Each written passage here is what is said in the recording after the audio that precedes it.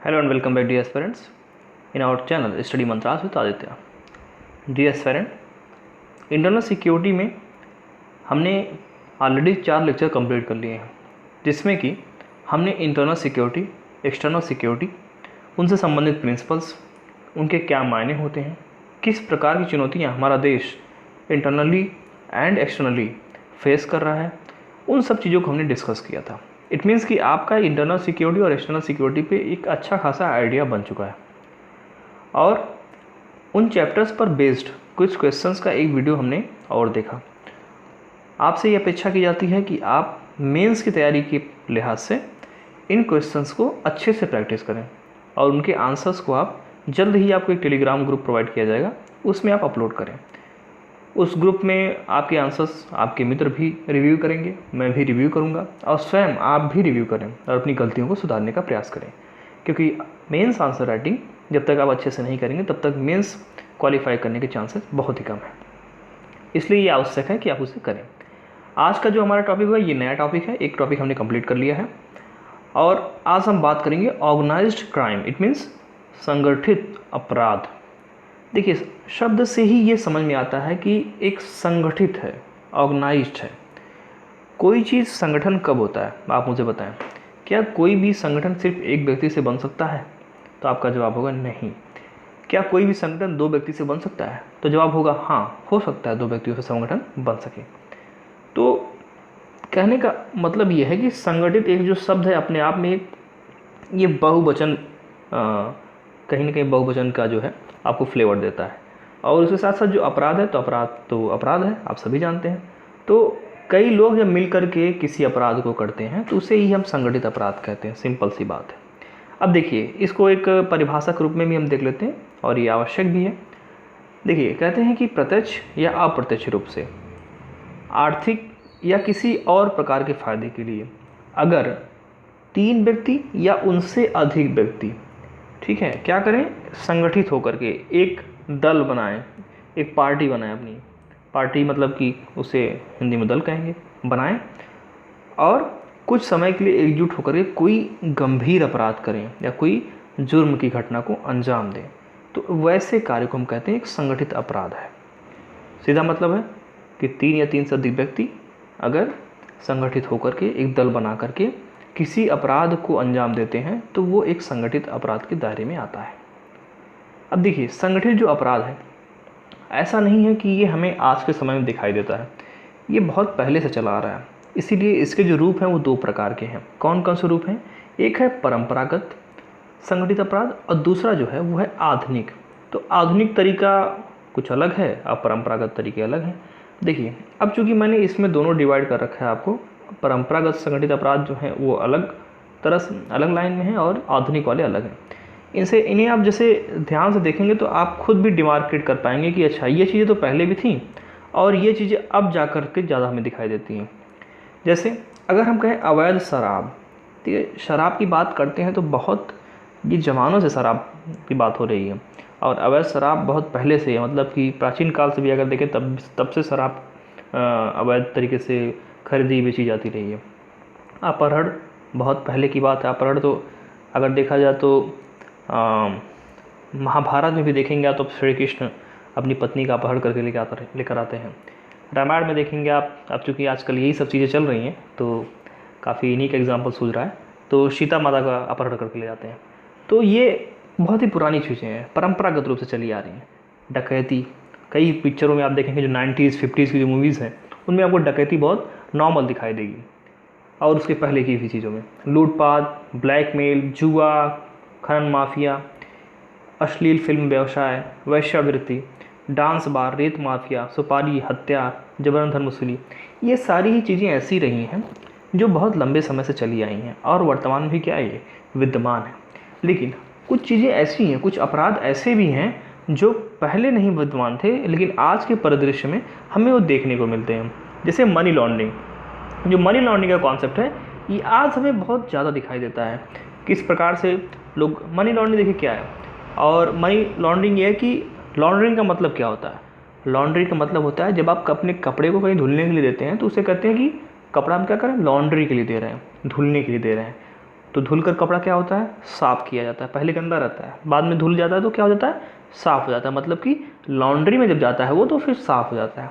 तो मनी के साथ में भी वही है, अगर कोई पैसा जो ब्लैक है, ब्लैक मनी है, तो उस पैसे को हम कौन सा तरीका अपनाएं जिसके माध्यम से वो पैसा हमारा क्या हो जाए, धुल धुल कर क्या हो जाए, वाइट मनी बन जाए। धुल धुल का मतलब कि कुछ ऐसे प्रोसेस हम लगाएं उसमें जिसके माध्यम से जो हमारा ब्लैक मनी है वो वाइट मनी हो जाए। इट मीन्स कि हम उसे कहीं भी यूज़ कर सकें, तो वो होता है मनी लॉन्ड्रिंग। इसके बारे में देखिए हम चर्चा करेंगे, ये एक खुद टॉपिक है आपस में।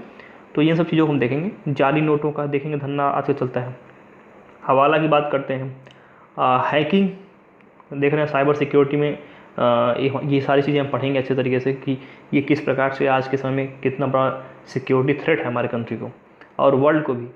मानव तस्करी, हथियार तस्करी, मादक पदार्थ इत्यादि, ये सब चीज़ें जो है आधुनिक संगठित अपराध के दायरे में आती हैं। हमें बहुतायत में ये सब चीज़ें दिखाई देती हैं आज के समय में। अच्छा, मैंने एक प्रश्न पूछा था आपसे कि जो हाल फिलहाल में जो मध्य पूर्व की जो घटनाएं हुई हैं जिसके माध्यम से गुड्स का आना जाना उसमें जो है बिल्कुल क्या हो गया है, एक कहीं ना कहीं सिक्योरिटी पर वहाँ पे कंसर्न ऊपर कर आए हैं। तो भारत ने कौन सा ऑपरेशन लॉन्च किया है जिसके माध्यम से भारत अपने जहाज़ों को वहाँ से सही सलामत लेकर आ रहा है। तो आप में से आंसर लिख दिया था कुछ लोगों ने, तो उसका नाम था ऑपरेशन संकल्प। आइए अब आगे बढ़ते हैं। देखिए, अब हम बात करते हैं कि आतंकवाद और संगठित अपराध, इन दोनों में आपस में क्या रिलेशन है। What is the relation between terrorism and organised crime. क्योंकि ये दो चीज़ें ऐसे हैं ना जिनको डिमार्केट करना बड़ा मुश्किल है। क्योंकि आतंकवाद, अगर कोई आतंकवादी संगठन है तो उसे पैसे की आवश्यकता होगी अपने क्रियाकलापों को अंजाम देने के लिए, और जब उसे पैसे की आवश्यकता होगी तो वो कोई ना कोई अपराध में क्या होगा, संलिप्त होगा। तो वो अपराध क्या होते हैं, वो संगठित रूप से करते हैं। इट मीन्स वो संगठित अपराध का क्या करते हैं, सहारा लेते हैं। आइए समझते हैं इसको एक छोटा सा ग्राफ के माध्यम से। मान लीजिए ये आतंकवाद है, मीन्स आतंकवादी संगठन है, और ये है संगठित अपराध।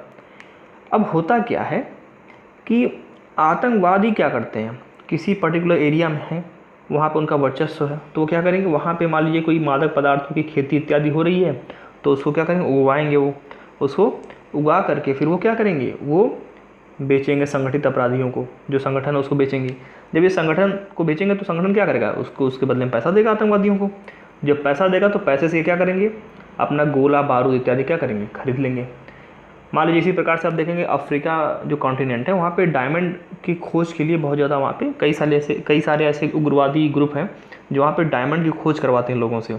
और जब वो डायमंड मिलता है तो उस डायमंड को बेच करके, वो डायमंड की तस्करी करके भी वो पैसा इकट्ठा करते हैं, अभी पैसे से जो है वो हथियार इत्यादि खरीदते हैं। तो ये चीज़ें इस प्रकार से कार्य करती हैं कि आतंकवादी जो है अपने जो उनका प्रभाव क्षेत्र रहेगा उसमें से जो भी चीज़ें ऐसी होंगी जिसके बदले पैसे उनको मिल सकते हैं, वो चीज़ें वो उगाएंगे और लेंगे और उसको जो है अपराधियों को देंगे और वो उनसे पैसे ले लेंगे। यही कार्य होता है। इसी प्रकार से संगठित अपराधी क्या करते हैं, मानव तस्करी करते हैं, मनुष्यों की जगह से दूसरी जगह ले जाते हैं। और जब ये मानव तस्करी करते हैं तो ये मनुष्य फिर आते हैं आतंकवादियों में शामिल हो जाते हैं। तो इस प्रकार से इनका जो मानव बल होता है आतंकवादियों का वो भी बढ़ता रहता है। तो एक तरह से ये एक दूसरे के पूरक होते हैं। मैक्सिमम रूप में आप देखेंगे कि जहाँ आतंकवाद है वहाँ पे संगठित अपराध जरूर होगा। हाँ, कुछ जगहें ऐसी हैं जहाँ पे आतंकवाद नहीं है लेकिन संगठित अपराध है, तो ये वाइस वर्सा तो नहीं, लेकिन आतंकवाद है तो संगठित अपराध होगा, लेकिन संगठित अपराध है तो ज़रूरी नहीं है कि आतंकवाद होगा। जैसे कि यूरोप के कुछ ऐसे देश हैं जहाँ पे आतंकवाद नहीं है लेकिन वहाँ पे क्राइम होते हैं और ऑर्गेनाइज्ड क्राइम होते हैं। तो ये चीज़ें हम कह सकते हैं यहाँ पे। देखिए, संगठित अपराधी दल तथा आतंकवादी ये प्रभावहीन प्रशासन तथा कमज़ोर कानून व्यवस्था के कारण फलते फूलते हैं। बहुत सिंपल सी बात है कि अगर कानून व्यवस्था सही नहीं रहेगी, लोगों का विश्वास जो है कानून में, प्रशासन में नहीं रहेगा, तो फिर क्या होगा, फिर वो जो वहाँ पे उग्रवादी संगठन होंगे या फिर आतंकवादी होंगे उनका प्रभाव वहाँ पे बढ़ जाएगा। क्योंकि कानून के रखवाले उनकी रक्षा नहीं कर पाएंगे, इसलिए मजबूरन आम लोगों को इनकी शरण में आना पड़ेगा। इसलिए ये ज़रूरी है कि कानून व्यवस्था को मेंटेन किया जाए अगर हमें किसी भी क्षेत्र से उग्रवाद को या फिर आतंकवाद को ख़त्म करना है। दोनों के बीच सहजीवी संबंध, जैसा हमने ऊपर बात किया कि एक तरह से एक दूसरे के पूरक हैं। अधिकांश विकासशील देशों में संगठित अपराध के विभिन्न स्तरों के साथ आतंकवाद सक्रिय है। देखिए, वही है कि आतंकवाद होगा तो वहाँ पे संगठित अपराध के चांसेस ज़्यादा हैं, क्योंकि उनको फंडिंग चाहिए और इसके कई रूप हो सकते हैं। इसमें कोई एक पर्टिकुलर कोई रूप नहीं होगा। अब वो जैसे मैंने बताया आपको कि मादक पदार्थों की तस्करी कर करके वो बारूद हथियार इत्यादि खरीद लेते हैं, इसी प्रकार से वो मानव तस्करी इत्यादि करके, मतलब कि कई सारे तरीके हैं। ड्रग है, ड्रग को बेच करके भी कर सकते हैं। और साथ ही साथ देखा जाए तो और भी जैसे घुसपैठ करवाते हैं। इस प्रकार से कई चीज़ें होती हैं जिसके माध्यम से वो कार्य करते हैं। आइए कुछ और बातों को देखते हैं। अब हम बात करते हैं संगठित अपराध और आतंकवाद के बीच में अंतर क्या। अभी तो हमने देखा कि संबंध क्या है, कि क्या रिलेशन है टेररिज्म और ऑर्गेनाइज्ड क्राइम के बीच। अब हम देखते हैं कि इन दोनों के बीच में डिफरेंस क्या है। देखिए, पहला डिफरेंस ये है कि जो आतंकवादी होते हैं वो किसी भी इस्टेब्लिश्ड गवर्नमेंट को उखाड़ फेंकने के उद्देश्य से कार्य करते हैं। जैसे कि आपने ISIS के बारे में सुना होगा। ISIS में अबू बकर अल बगदादी, जो कि वहाँ का सरगना रहा है ISIS का, हालांकि अब सुनने में आता है कि वो मारा जा चुका है। तो उसका क्या उद्देश्य था? उसका उद्देश्य यह था कि पूरे विश्व पर, पहले तो उसका उद्देश्य उस पर्टिकुलर रीजन में, फिर पूरे मध्य पूर्व में, उसके बाद पूरे विश्व पर क्या किया जाए, एक ही धर्म का क्या किया जाए, पूरा साम्राज्य फैलाया जाए। और अपने आप को उसने खलीफा घोषित किया कि ठीक है, मैं ही जो है सर्वे सर्वा हूँ। तो ये क्या मतलब मकसद होता है उनका आतंकवादियों का? उनका मकसद होता है कि जो सरकार है, सरकारों को हटा दो और अपनी सरकार चलाओ। लेकिन जो संगठित अपराध होते हैं, इनका क्या कार्य होता है? इनका काम होता है कि विद्यमान सरकार के साथ काम करते हुए एक समानांतर सरकार बनाना चाहते हैं। इनको ये नहीं, इनके लिए आवश्यक है कि ये सरकार जो इस्टेब्लिश्ड है ऑलरेडी उसको ही हटाएं। नहीं, इन्हें उससे मतलब नहीं होता है। इन्हें मतलब होता है अपने काम से। इन्हें मतलब होता है कि हमारा जो आपराधिक क्रियाकलाप है वो चलता रहे, हम फलते फूलते रहें, और कुछ जो पर्टिकुलर क्षेत्र जहाँ हमारा प्रभाव है वहाँ पे हमारे कार्य आसानी से हो जाएँ, बस हमको यही चाहिए। इनका मतलब ये होता है। तो अब जैसे मान लीजिए कि आपके अगल बगल या फिर आपके कुछ पर्टिकुलर एरिया में आप जानते होंगे कुछ न कुछ लोग ऐसे होते हैं जो इस प्रकार के अपराधों में संलिप्त रहते हैं। तो आपको ये पता होगा, अगर कोई भी आपके इस प्रकार के मतलब संज्ञान में होगा, तो आप ये जानते होंगे कि उन व्यक्तियों का उस पर्टिकुलर क्षेत्र में क्या होता है, बहुत ज़्यादा प्रभाव होता है। कोई भी कार्य उनका जो है वो रुकता नहीं। तो यही चीज़ें यहाँ पे देखने को मिलती हैं कि ये क्या कहते हैं, समानांतर सरकार बनाना चाहते हैं। ये चाहते हैं कि हम जिस क्षेत्र में रहें, जहाँ तक हमारा प्रभाव रहे, वहाँ तक हमारे किसी कार्य में कोई भी बाधा उत्पन्न ना हो। और बात करते हैं, देखिए जो आतंकवादी होते हैं ये उद्देश्य की पूर्ति के लिए हिंसा का सहारा लेते हैं। ये वायलेंस करते हैं, मार देंगे, गैंग में मारेंगे, ग्रुप के लोगों को मार देंगे। लेकिन जो संगठित अपराध वाले होते हैं, इसमें कुछ मामलों के अलावा, कुछ मामले कौन से, जैसे मर्डर करना है तो उसमें क्या है कि मारना तो पड़ेगा। लेकिन सिर्फ मर्डर करना ही संगठित अपराध का एक हिस्सा नहीं होता है, और भी कई चीज़ें जो संगठित अपराध के हिस्से होती हैं। तो इसलिए हम कह सकते हैं कि जो कुछ मामलों को छोड़ दिया जाए तो अधिकांशतः ये उद्देश्य पूर्ति के लिए अहिंसक रहते हैं, अहिंसक ही रहना पसंद करते हैं। तो ये ज़्यादा वायलेंस में बिलीव नहीं करते हैं। इन्हें बस अपने फ़ायदे से मतलब होता है, अपनी अर्निंग से, इनकम से मतलब होता है। तो ये चीज़ हमने देखा कि क्या अंतर है संगठित अपराध और आतंकवाद के बीच में। अब आइए बात करते हैं कि जो हमारा भारत देश का जो नॉर्थ ईस्ट वाला पार्ट है, इट मीन्स जो 7 सिस्टर्स हमारे हैं, वहाँ पर संगठित अपराध और आतंकवाद के बीच में क्या संबंध है, इसके बारे में थोड़ा चर्चा कर लेते हैं। देखिए, जो नॉर्थ ईस्ट का जो पूरा हमारा क्षेत्र है, वहाँ पे उग्रवादी काफ़ी हैं और कई सारे उग्रवादी दल हैं। वहाँ पे कई सारे आतंकवादी दल भी हैं जो कि क्या करते हैं, अपना संगठन बनाते हैं और संगठन बना करके अपना एक पर्टिकुलर एरिया बना लेते हैं कि हाँ, हमारा इस एरिया में हमारा क्या है, प्रभाव है, और उस एरिया में अपना वो पर्टिकुलर खुद का सरकार चलाते हैं। जैसे इस क्षेत्र में अधिकांश आतंकवादी दल समानांतर सरकार चलाते हैं। और ये कैसे चलाते हैं, क्यों करते हैं? देखिए, मेन जो चीज़ है वो ये है कि ये डर पैदा करते हैं लोगों के बीच में, वायलेंस करके डर पैदा करेंगे और मोबिलाइज करके एथनिसिटी के आधार पे, मतलब कहेंगे कि देखो तुम सब यहाँ के मूल निवासी हो, और उसके बाद बाहर के लोग आकर के सारी चीज़ों को, संसाधन को, हर अवसर को तुमसे क्या कर रहे हैं, छीन ले रहे हैं। इस प्रकार की चीज़ों को बताएंगे और उसके बाद क्या करेंगे, उन पर राज करेंगे, उनको अपने कार्य के लिए, अपने दुष्कार्यों के लिए उसको क्या करेंगे, मोबिलाइज करेंगे। तो ये कार्य यहाँ पर होता है। कैसे करते हैं इस चीज़ों को, उसके लिए देखिए कुप्रशासन जो हमारा देखा जाए तो जो गवर्नेंस, जो हमारा अच्छा गवर्नेंस नहीं है, जो हमारा फाल्स गवर्नेंस है, ठीक है, कुप्रशासन है। कुप्रशासन के कारण जो सरकारी निधि का अधिकांश जो हिस्सा होता है वो क्या होता है, अप्रत्यक्ष रूप से आतंकवादी प्राप्त कर लेते हैं। मतलब वो ऐसे तरीके अपनाते हैं जिसके माध्यम से जो गवर्नमेंट से फंडिंग जाती है किसी भी विकास कार्य के लिए उस फंडिंग को क्या करते हैं, अपने कब्जे में ले लेते हैं और उसके लिए वो बहुत सारे मेथड अपनाते हैं। आवश्यक जो सामग्रियाँ होती हैं, जो एसेंशियल आइटम्स होते हैं, जैसे चावल हो गया और भी कुछ गेहूँ हो गया, मिट्टी का तेल हो गया, इस प्रकार से कोई भी एसेंशियल आइटम है, उन एसेंशियल आइटम को क्या करते हैं, ये डायरेक्ट जनता तक नहीं पहुँचने देते हैं।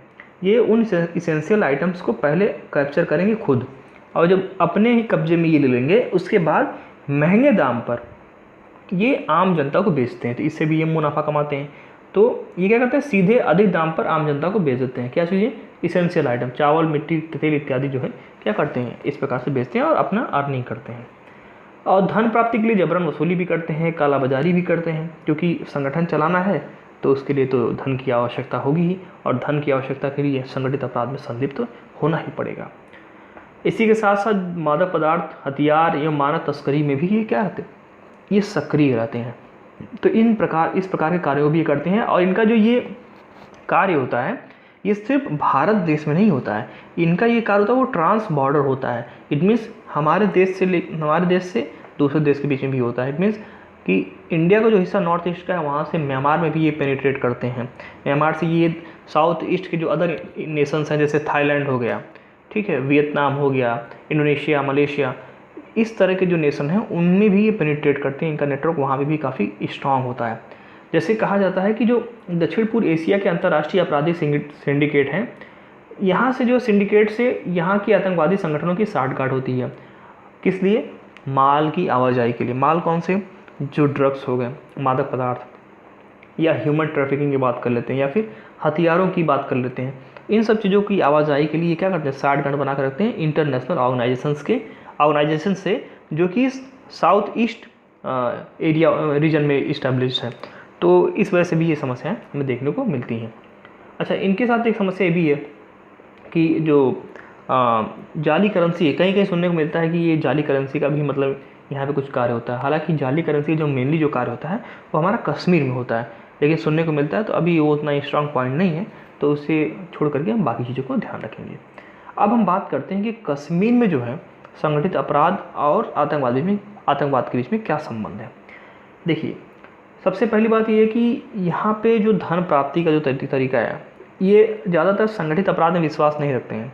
इनका जो मेन सोर्स है ना, वो है फॉरेन सॉयल। इट मीन्स कि विदेशी धरती से ये ज़्यादातर इनका फंडिंग आता है कश्मीर में। देखिए, यहाँ पर संघर्षरत आतंकवादी संगठनों को विभिन्न तरीक़ों से विदेशी धन प्राप्त होता है। ये सबसे अलग चीज़ है कश्मीर के मामले में। उत्तर पूर्व के मामले में धन जो है संगठित अपराध के माध्यम से प्राप्त किया जाता है, लेकिन कश्मीर में ये चीज़ें बिल्कुल अलग हो जाती हैं। यहाँ पे जो विदेशी हमारे एक्टर्स हैं वो सपोर्ट करते हैं। इससे कश्मीर में मनी लॉन्ड्रिंग, हवाला की आतंकवादियों को पोषित करने में अहम भूमिका है। पैसे इनके कैसे आते हैं, मनी लॉन्ड्रिंग के माध्यम से, हवाला के माध्यम से पैसे आते हैं।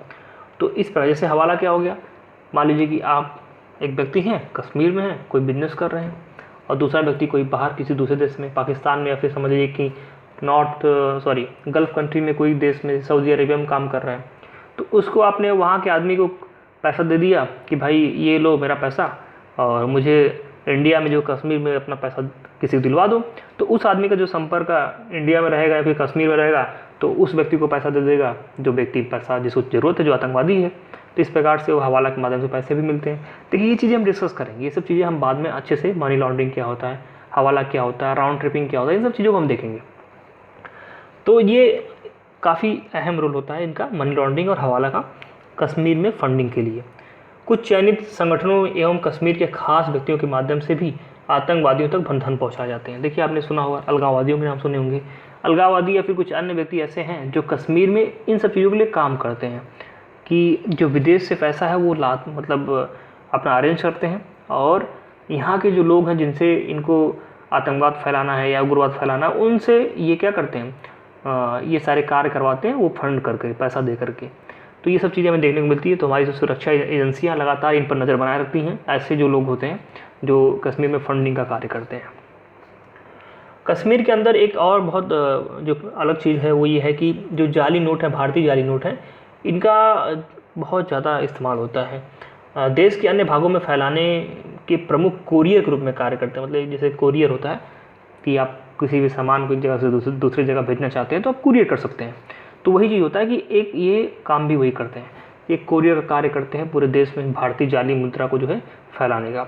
अच्छा, ये इसमें एक इंटरेस्टिंग बात ये है कि कई बार ऐसा होता है कि जो इनके आका होते हैं, आका मतलब कि जो इनको पैसा देते हैं, जैसे कश्मीर से बाहर किसी दूसरे देश से जो इनके आका इनको पैसा भेजते हैं कि आप जो है भारत में और कश्मीर में क्या करें, आतंकवाद फैलाएं, तो उनके आका भी कभी कभी इनको जाली नोट दे देते हैं।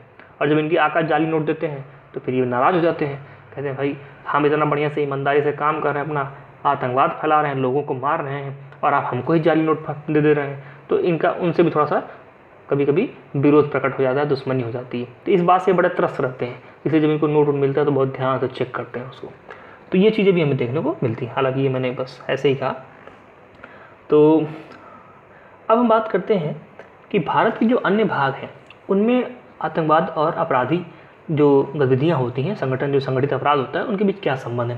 देखिए, जब हम इस प्रकार की कोई बात करते हैं संगठित अपराध और आतंकवाद की, तो एक बहुत बड़ा जो हमला, जो मुंबई हमला हुआ था, ये हमारे जहन में तुरंत आ जाता है, क्योंकि हमारे देश ने ये बहुत ही बड़ा हमला देखा था और इसके जो जख्म हैं वो अभी तक भरे नहीं हैं, क्योंकि इसका जो मास्टरमाइंड है वो अभी भी जिंदा है, और जो कि हमें लगातार हमारी सुरक्षा एजेंसियों पे और साथ ही साथ हमारी जो इंटेलिजेंस है, इन सब के ऊपर एक प्रश्न चिन्ह लगाता है कि हमारी कहीं ना कहीं व्यवस्था जो है अभी कहीं ना कहीं उतनी अच्छी नहीं हो पाई कि हम जो हमारे देश का एक सबसे बड़ा अपराधी है उसे हम अभी पकड़ नहीं पाए।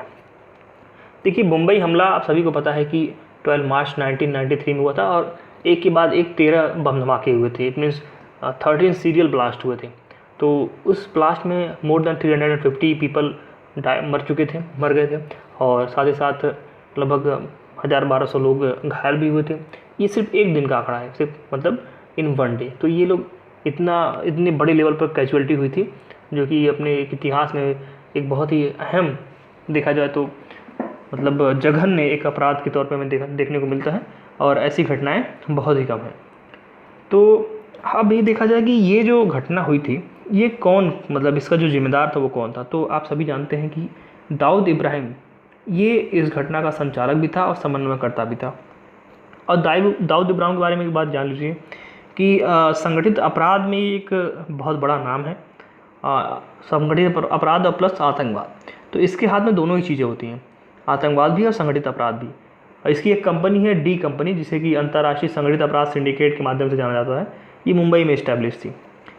देखिए, अब वर्तमान में ऐसा माना जाता है कि जो दाऊद इब्राहिम है वो पाकिस्तान में रहता है, और साथ ही साथ दुबई और ISI जो है इसका समर्थन भी करते हैं, मतलब कि इसके सपोर्ट में रहते हैं दाऊद इब्राहिम के, लगातार इनका ख्याल रखते हैं, क्योंकि इनके लिए बहुत ही ये इम्पॉर्टेंट है।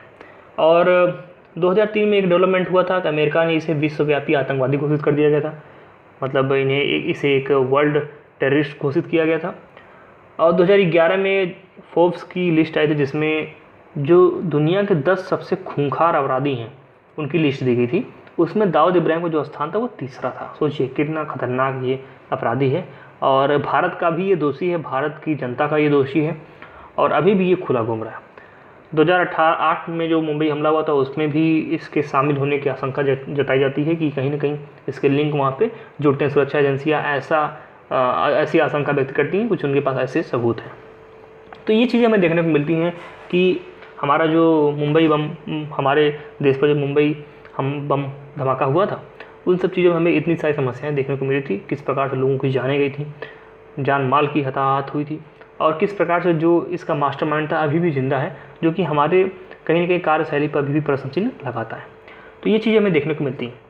तो डियर फ्रेंड, हमने आज डिस्कस किया कि क्या होते हैं ऑर्गेनाइज्ड क्राइम, और मैंने बहुत ही सिंपल तरीके से आपको समझाने का प्रयास किया कि तीन या तीन अधिक व्यक्ति अगर एक जगह किसी क्राइम को अंजाम देते हैं तो उसे हम कहते हैं ऑर्गेनाइज्ड क्राइम।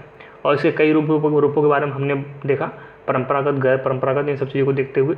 कुछ और टॉपिक इसमें पॉइंट रह गए हैं अभी, उसको हम 1-2 वीडियो में आगे और डिस्कस कर लेंगे। उसके बाद फिर आपको प्रश्न दिए जाएंगे। तो डियर स्टूडेंट, ये रहा हमारा आज का वीडियो। आई होप कि आपको वीडियो पसंद आया होगा। इसके बाद मिलते हैं हम अपने अगले वीडियो में, तब तक के लिए नमस्कार।